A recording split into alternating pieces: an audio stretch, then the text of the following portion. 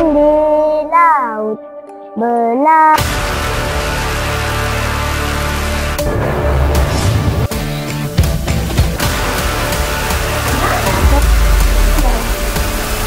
Tolong ambil.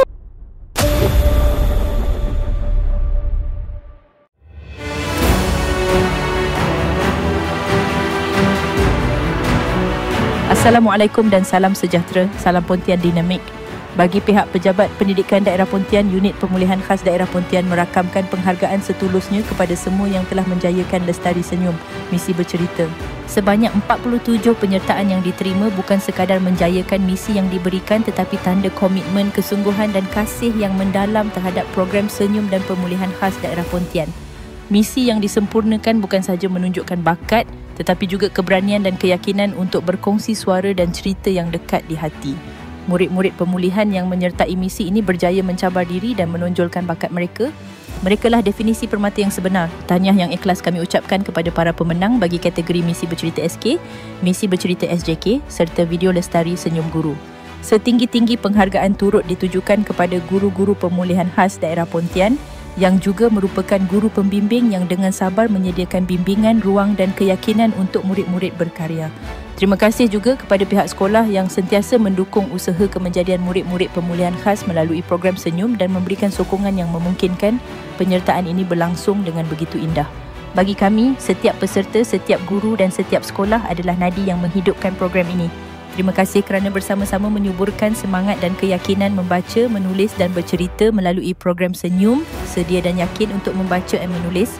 Semoga usaha kecil yang ikhlas ini terus menjadi inspirasi dan mengalir manfaatnya kepada lebih ramai murid dan warga pendidikan. Kategori pertama, misi bercerita sekolah kebangsaan. Tempat kelima, Adik Muhammad Sirajul Arifin bin Nur Azmi, Serak Pontian. Tempat keempat, Adik Muhammad Syawal Nazmi bin Zamri, SK Serkai. Tempat ketiga, Adik Nur Hanani Balkis binti Syahrizan, SK Jeram Hatu. Tempat kedua, Adik Muhammad Akif Fayyad bin Abdullah, SK Sri Kembar. Tempat pertama dimenangi oleh Adik Nur Alia Kaisara binti Muhammad Zainuddin dari SK Api Api. Kategori kedua, misi bercerita sekolah jenis kebangsaan. Tempat kelima, Adik Lee Yu Eun, SJKC Chow Min. Tempat keempat, Adik Emma T. Zin Hui, SJKC Ken Hui.